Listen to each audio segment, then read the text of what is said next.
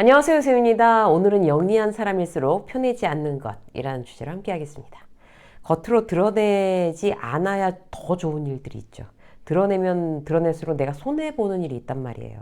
근데 어떤 사람은 그 부분에 대해서 굉장히 무심해요. 어떤 사람은 자기가 손해볼 만한 일에는 티를 안 내는 게 딱 몸에 배이는 사람도 있어요. 이 차이가 결국 어떤 걸까요? 자기 이미지, 인간관계, 신뢰도, 호감도 이런 모든 것들에 영향을 끼칩니다. 똑같은 회사에 입사한 100명의 신입사원이 있어요. 비슷한 성적으로 들어온 거예요. 근데 시간이 지날수록 어떻게 될까요? 같은 스타트 라인에서 출발했지만 어떤 사람은 시간이 지나면 아주 다른 지점에 가 있을 거예요. 왜냐하면 그들 중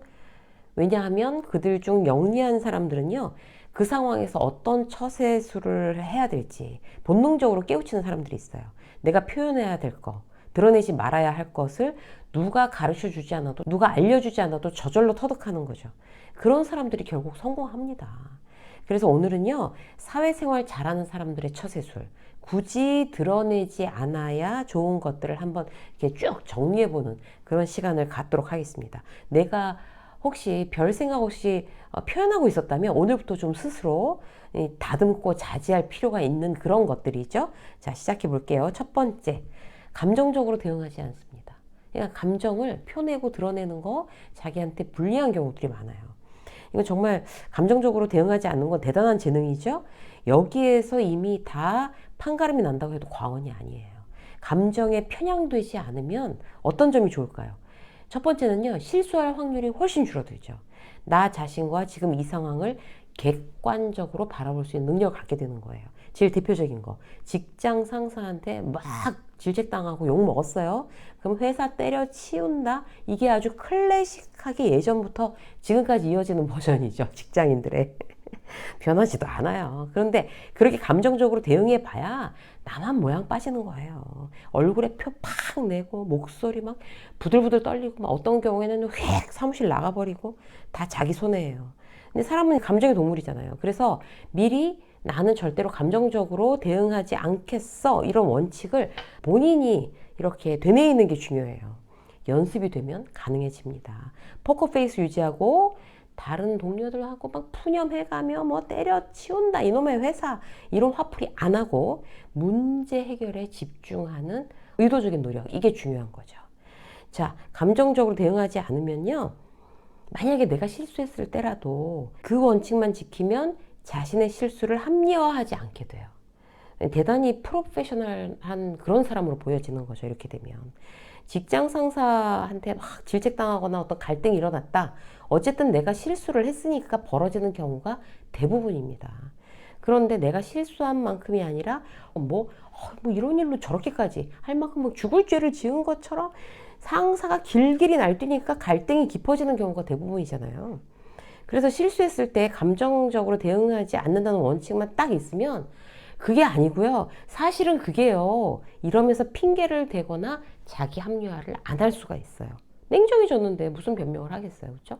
세 번째, 감정적으로 대응하지 않으면요. 인간관계에 대해서도 굉장히 여유 있어집니다. 좋은 사이일수록 좀 이렇게 틈을 주는 거예요. 그래야 건강하게 유지할 수 있죠. 그게 이제 감정적으로 대응하지 않아야 가능해지는 그런 틈이 되겠습니다.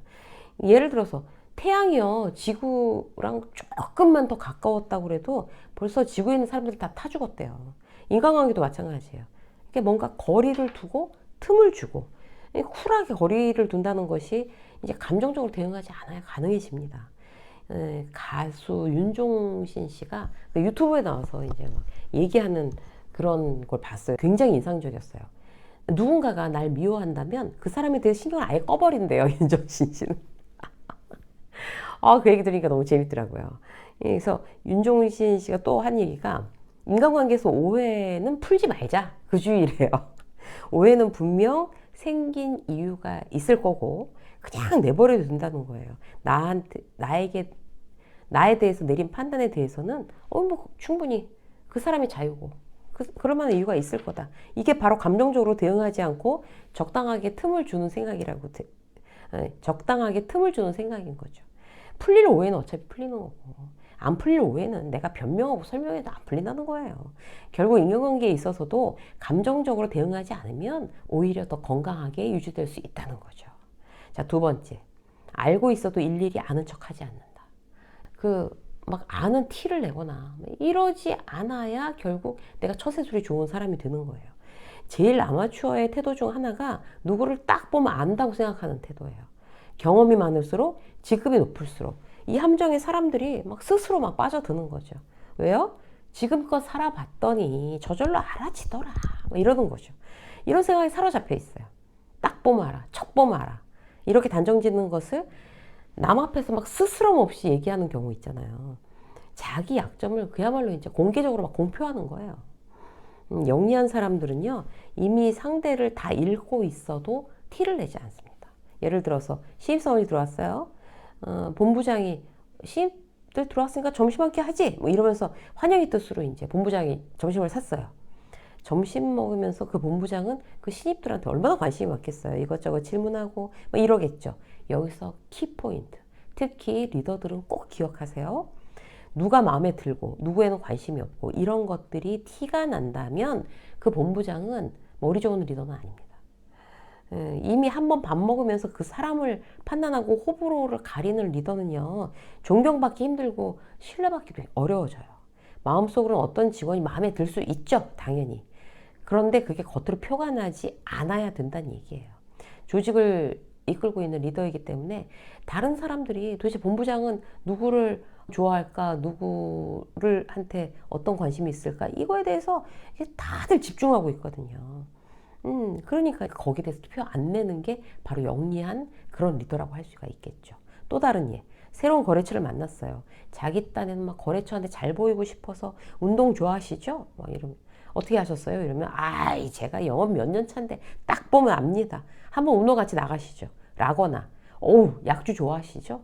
뭐 이러면서 선수는 선수를 알아봅니다. 뭐 이렇게 주책을 떨면서 상대를 아는 척하면 상대는 경계하게 된단 말이에요. 자기가 분석당했다고 생각하니까 나를 저 사람 참 센스 있어. 사람을 잘 알아보네. 라고 호감을 갖게 되리라는 거 그거 착각입니다. 절대적으로 조심하셔야 돼요. 내 판단을 숨기고 의도적으로 모른 척하는 것이 대부분 유리할 수 있어요. 당신은 딱 보면 이런 사람인 것 같아 라고 하는 순간 상대는 반대로 행동하거나 나한테 더 이상 오픈시키지 않아요. 내가 굳이 일을 그렇게 만들 일이 뭐가 있겠어요. 자, 세 번째, 기회는 항상 남겨두는 거예요. 영리한 사람들은요, 여지를 항상 남겨둔다는 특징이 있죠. 왜냐하면 사람 일이라는 게 사실 모를 일이잖아요. 어떻게 세상에서 벌어지고 있는 일을 그렇게 막 칼로 싹둑 베고 뭐 그냥 두부모 자르듯이 딱 자르고 뭐 이럴 수가 있는 일만 있는 게 아니잖아요. 세상 일이. 대부분의 일들이 정반대예요. 그래서 내가 결정했다 하더라도 여지없이 막 탁 정리해버리는 거. 이런 일은 참 위험해요. 나중에 후회하지 않기 위해서라도 여지를 남겨놓는 거 중요합니다.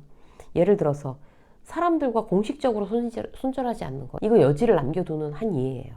회사에서 서로 갈등이 심하다가 드디어 폭발해서 부딪혔어요. 이럴 때 두 가지 유형. 첫 번째 유형은 상대를 막 비난해요. 상대의 잘못된 점을 조목조목 짚어서 내가 그동안 얼마나 기분 나빴고 무시당했고 어쩌고저쩌고 너 그렇게 살면 안 된다. 다시 보지 말자. 이런 유형이에요. 정말 대단히 스마트한 거하고 거리가 먼 유형이죠. 자, 두 번째 유형은 이제 저 사람이 굉장히 좀 그렇게 나쁜 영향을 끼치는 사람이니까 손절은 손절인데 마음속으로 혼자 손절하는 거예요. 상대에 대한 비난도 없고 다시 보자 말자 같은 공식 선언도 없는 거예요. 대신 이 사람은 도저히 안 되겠다. 이렇게 그런 마음이 들 때 조용히 정서적으로 나 혼자 손절하는 거예요. 나 혼자. 함께 이제 뭐 부딪힐 기회를 서서히 줄여나가는 거죠. 개인적인 얘기 안 하고 마음속 이야기는 더 이상 안 하는 거죠. 밥을 먹거나 함께하는 일들 점점 줄여나가는 거예요. 자연스럽게 멀어지는 거죠. 이 부분이 왜 중요한가 하면 아까도 말씀드린 것처럼 사람 일이라는 건 몰라요. 특히 조직생활 하다 보면 뭐 팀으로 만났다가 헤어질 수도 있고 또 다음에 또 한 팀으로 만날 수도 있고 협업 때문에 상대의 도움을 받아야 하는 일도 생겨요. 모를 일인 거죠. 그런데 공식적으로 선언해버리면 난감한 거죠. 실제로 조직에서 그런 일들이 심심치 않게 일어나요. 쉬운 예로 내가 팀장인데 김 대리가 불만이 늘 많은 건 알고 있었어요. 그래서 불만이 많으니까 김 대리가 난 못마땅해요. 근데 티는 안 냈어요. 자, 여기부터가 프로다운 팀장인 거예요. 근데 나중에 알고 보니까 김 대리가 팀장인 나를 술자리에서 그렇게 뒷담화를 하고 다닌다는 거예요. 자, 이런 상황에서 팀장인 나는 어떻게 해야 될까요? 당장 불러다가 너 내 욕하고 돌아다닌다면서 라고 뭐 대놓고 질책하고 욕해요? 아마추어 리더인 거죠. 모든 걸 알면서 모른 척 넘어가야 할 때는 그냥 넘어가는 거예요. 지금이 김대리의 역할이 필요하고 뭐 한 사람의 인력의 효율을 떨어뜨리면 안 되는 상황이라고 판단될 수가 있잖아요. 그러면 넘어가는 거죠. 유약해서 팀장이 유약해서 말 못하는 게 아니에요. 팀 전체를 보기 때문에 그런 거예요.